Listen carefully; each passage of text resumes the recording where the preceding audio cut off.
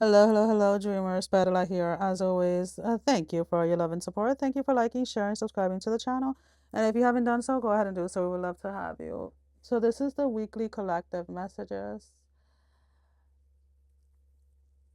Trying to find your way or trying to find your path is really the main thing that is coming up here. For some of you, you have been dabbling in many different spiritual practices, trying to find what you consider to be home or where you want to be home. But it feels like you're stuck is the main thing that is coming through. You're wondering why certain things work for certain people and they don't work for you. And I'm going to say it because I've said it many times before. What people share when it comes to on these platforms for spirituality or etc., they are nothing but tools. And not every tool is going to work for you, or not every way that a tool is used is going to work for you. And when you give yourself permission to allow your spirit to guide you as to how you use set tools, then you will start to see change. Then you will start to feel like you finally landed. Then you're going to feel like you're finally on your path. Very simple. There are people, let's say, that when they're doing manifestations, they write things down on pieces of paper or whatever, and they drown it. They put it in water. Some people burn it in the fire. Some people work with the moon energy. Some people work with the sun energy. But are you working with the sunset or the sunrise? Are you working with a crescent moon, a waxing moon, a full moon? These are all things that you need to find out. And I know you're not going to like that part, right? You need to find out what it is that your spirit is in alignment with, right? Because if I'm sitting here and I'm doing sunset rituals and all of this stuff, and my spirit, let's say, is aligned, because I'm not going to say what it is aligned with, because I have my own, right? But let's say if my spirit to be aligned with just the moon, like the full moon energy is like what heightens when I'm doing rituals. And if I'm doing it with the sunset, they are going to come to pass, but they're going to take longer. I'm going to see more resistance, if that makes sense. And this is where when I say, like, learning the rhythm of your spirit is very important, very important, excuse me. Because when you learn the rhythm of your spirit, then the resistance that you normally meet with things disappear, because you are listening to your spirit, and your spirit is not going to take you down a path that is going to be resistant. The reason why we meet so much resistance a lot of the time, the reason why we struggle so much, the reason why we're learning all of these lessons 99% of the time, and again, this is just my personal opinion, based on what is coming through, is because we're not listening to our spirit. We're deaf to what it is that our spirit is trying to tell us. And then some of you may be asking, well, like, then how do I connect? How do I connect? And you're not going to like this answer either. Meditate. Now, what does meditation look like? It looks different to other people, to everybody, right? If I am, if I'm trying to get an answer when it comes to my finances, let's put it this way, the best way that spirit comes through with an answer is like I put some palo, like some Afro Dominican music on, and I start dancing my ass off. Boom! By like the second, either by the end of the first song or the beginning of the second, spirit gives me the solution, or lets me know how things are going to resolve themselves. If it is something like, let's say, about like if I'm emotionally going through something or whatever it is, sitting down and just like seriously, just sitting down and staring at the ceiling while counting my breath, boom. Like I'm literally like either sitting or laying down, and I'm focusing on my breath, I'm looking at the ceiling, and immediately my body starts to sense what it is that it wants to sense emotionally, what is it connected to, and starts to release it. Yes, this is not something that happened overnight. A lot of these things, again, I have been able to do since I was a child, but the practicing of it, right, the constantly going into those spaces is what allows these things to surface up right away. So if you are somebody that has never meditated, or if you're somebody that is hesitant to meditate, I would really encourage you to go ahead and do so. One of the most beautiful things for me personally is being able to sit down, take a big deep breath in, and exhale very slowly, and I'm in a trance, like immediately. But again, that came with practice. That came, like, I remember I did like a 6 month thing where I was at home and I was meditating every single day. And I was meditating, like I was forcing myself to meditate for like 6, 7 hours at a time. And yes, there was distractions and I had to keep pulling myself back in and all of these things, because meditation in itself is not about silencing the world. It is about learning to listen to your spirit throughout the chaos, throughout the noise, throughout anything. Like, I can sit, the dogs can be barking, the kids can be screaming, everything, the world could be falling apart, but I can still listen to my spirit because I practice in a way to allow myself to not be disconnected from my own spirit. And unfortunately, those of you that are feeling like you are disconnected, or you're feeling like you're not on the right path, or you're feeling like you're meeting a lot of resistance, is because you are following other people's spirit. You're following other people's um life and not your own. If I tell you go ahead and meditate, and if I'm telling you, hey, I meditate this way or that way, I'm not telling you to do it that way. I'm telling you, find out what it is within yourself, what it is that how is it that your spirit wants to meditate. Your spirit may want to meditate by walking down, like, down the beach, or by being in the woods, or by being, in a jungle, or walking down a busy road, whatever it is. So there is a need here to take the tools that you have learned from other people, whatever you want to call them, your spiritual teachers, guru, whatever, and see how it is that your spirit wants to use those tools. Because there's no reason why you should still be struggling with the same things at this point. There's no reason why you should be feeling like you're constantly starting over at this point in your life. All right, let's go ahead and let's see. What is in the shadow space that they need to see?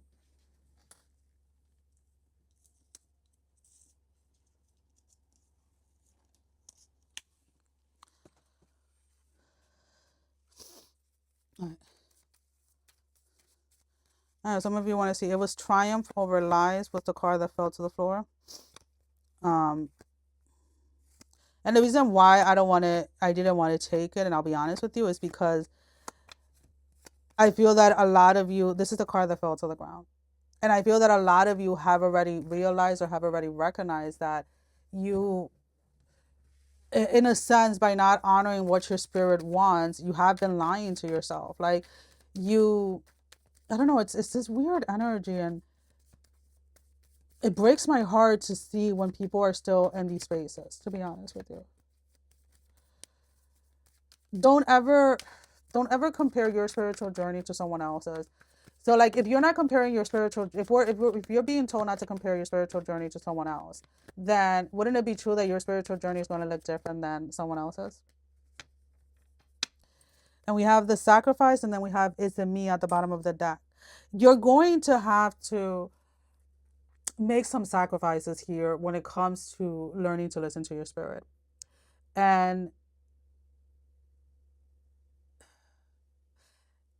sitting with yourself is something that, from what I'm picking up, like, as I'm saying it, like, my chest is tightening. I'm feeling anxiety. There's like an anxiety feeling around it.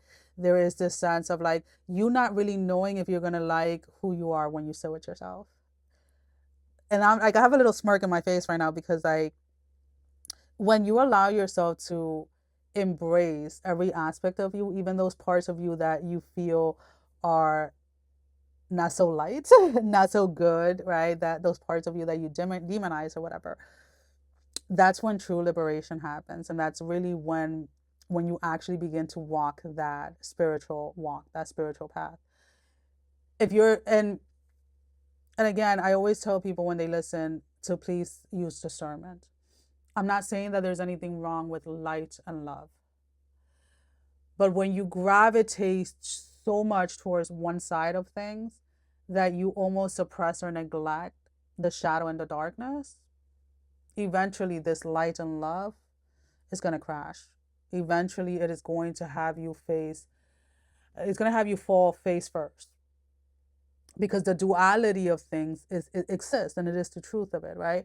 And for some of you, you have been maybe doing like affirmations or have been going down this love and light path, and you feel like it's not working. You feel like it's not, you feel stuck. And it is just because you are suppressing a part of yourself. There's a part of yourself, there's a part of you that you're telling yourself that doesn't exist. And that's why this, whenever you hear, oh, you need to meditate, you need to sit with yourself, you need to listen to your spirit, you don't want to. We have ghosted, cowardness, or disappearing act. The sense of, again, of like feeling lost, the sense of like not feeling like there is no, like you're just lost at this moment in time. We have the spiritually woke and self-awareness, cutting through the illusion and detaching from ego. So there, you're definitely in the middle of a transition right now between feeling lost and finding what it is that your spirit is in alignment with, what it is that your spirit wants. Um, and then we have the graduation day, which is leveling up, lessons learned, and acquired wisdom. So I would say hang in there. And I know that it's hard and I know it's easier said than done, but you are in this transitional period that honestly, or transitional space is what I should say, that if you just lean in a little bit more towards your spirit and you allow your spirit to guide you, you're going to have a you're going to have the clarity around what it was that maybe you were doing that was not fully in alignment with where it is that your spirit wants to go. Excuse me. Spirituality is not about these, how do I word it? There's no one way to be spiritual. There's no one way to be spiritual. For, if you went vegan thinking, oh, if I go vegan, I'm going to be more spiritual, or if I go this, I'm going to be more spiritual, or if I go, it's all BS. And I'm being completely honest with you. And I have been vegan, I've been vegetarian, I've eaten meat and whatever. And regardless of what I'm eating, I can still hear spirit. I can still see clearly. I can still feel, taste, smell, and know things just by knowing them. And it has nothing to do with what I consume. Now, is that true for everybody? No. For some people, you're asked to go vegan in order to hear, to see, or to be handed certain gifts or whatever. For other people, is you need to eat meat, or you have to abstain from this, or you have to abstain from that. And you have to find out what it is that your spirit is asking you for. I transition between, when it comes personally for me, when it comes to food, it really depends on the season, or what it is that I'm working on in that season is going to depend what my diet is going to look like. And people can sit there and say, oh, that's because you're not fully. Today, my gifts have been wide open since as long as I can remember. I think it was like 4 or 5 the first time that I realized that there was something there. And again, needing to you're needing to just you're gonna have to define what your spiritual path looks like. What does that include? Does that include candle magic? Does that include water? Does that include, like earth magic, herbalism, or whatever it is? But you're needing to listen to your spirit in order to get out of this lost space. And if you're having, a difficult time or whatever, you can definitely reach out. I do readings amongst other things that are not listed in the website. But readings are usually the initiating part, meaning I do a reading, and if there's any of the other services that I can offer, then I will let you know at that moment in time. Because I also have the discernment that not all of the services that I offer are meant for everybody. Some people are just not ready for them, and that is perfectly fine. So I don't post them. But I do other things like coaching and other stuff as well. So, especially for people that feel lost. Anyways, anything else that the collective needs to know? Anything else that the collective needs to know in regards to this energy?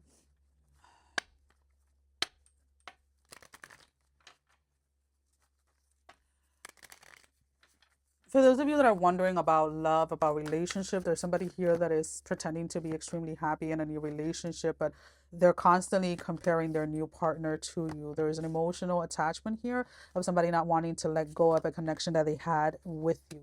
And I say had because this is somebody from the past. This is not somebody that you're connected to at this moment in time. And you are, I don't know, you're wanting to hear that this person, you're wanting to hear back from this person, but you're wanting to hear that they still miss you, and you're wanting to hear that they want you, so that then you can be the one to say no, so that you can turn them down. So address that energy. And I want to, when I say address that energy, it's like acknowledge that that's what you want, and that's perfectly fine with it. I hate when people be like, oh, if you feel this way, it's because you're not here. Nah, sometimes it's good to hear certain things. I don't know. That's just my opinion with things. Again, I see spirituality very differently than a lot of people do. Anyways, yeah, that there's a part here of like wanting someone to reach out. You wanting somebody to come towards you, so that then you can be the one to turn them down. You want to be the one to end something. You want to be the one to leave somebody out in the cold. I do not see, honestly, this person, regardless of how it is that they're feeling, I do not see them reaching out. Because they are in a new relationship, they are in a new connection, and they're going to try to make that work as much as possible, because there's something about like something that you may have said to them, or something that went down between the two of you, that they keep on repeating, and they are not going to give you the satisfaction of letting you know that you were right. I don't know, that's the way it's coming up. All right, anything else that the collective needs to know?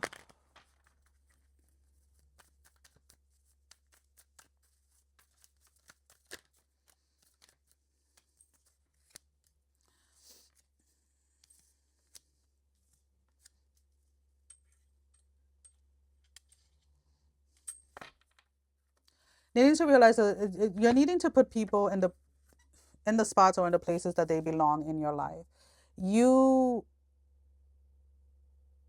you sacrifice too much of your boundaries, or you sacrifice too much of yourself, and you give other people way too much access to you, is what I want to pick up. Not what I want to pick up, what I want to say, excuse me. I'm gonna have to take the music off. Um, you give people too much access to you, and it's like, then even to say, like, even when it comes to like saying no, or when it comes to like trying to set boundaries, you're still hesitant. So that's definitely a change that needs to happen and needs to occur now. You're And I mean, I kind of get it. I kind of get it, right? I get it. That you want to help, that you want to be there, but at what cost? I keep on saying it. Like, the phone has a do not disturb, it has a personal, a work, whatever it is. You can set that up. You don't have to be available all the time for everybody. Um, so needing to set those boundaries, because again, it may have been like when you went down your whole little beginning of your spiritual path, you decided that you were gonna be everything for everybody. So you may have picked up some bad habits, or some, I shouldn't say bad, I should say unwanted habits, or some habits that were that worked against you by turning into like a people pleasing thing. Yeah, I know one of the things that people, like, I've had people tell me is like, oh, especially like when people meet me and then they find out like what I do, like at the levels that I do certain things, and they're like, oh, I don't read that off of you. You come off like a bitch, because of my resting bitch face. And I just look at them and I'm like, okay, your point is like, I'm not what you would think of like when you think spiritual in certain settings. And I'm like, okay, your point is like, I'm still like sitting here like, okay, what was the point of that? Like, again, because people are stuck in these images that they have of what spirituality looks like. Don't put yourself in a box the same way you did growing up, or the same way that your parents did when you were growing up. I'm gonna just say that. Do not put yourself in a box when it comes to religion. Like, if people knew what these religious leaders actually know versus what they teach people in the churches, they'll be surprised. It's time for you to free yourself. It's really time for you to connect with your spirit. If you're finding it really hard or challenging, again, I do have that playlist on this channel, the energy transmutation. You can go and connect to one of those, whether it is, the crown or the third eye, whatever it is that calls to you, and just sit and breathe and see what it is that spirit wants you to see, or to have clarity over, so that you can move forward and stop feeling like you're stuck when it comes to your spiritual path. Well, guys, that is all that I have. Sending every single one of you love, strength, and blessing. Guys, take care. Love you all. Mwah. Bye-bye.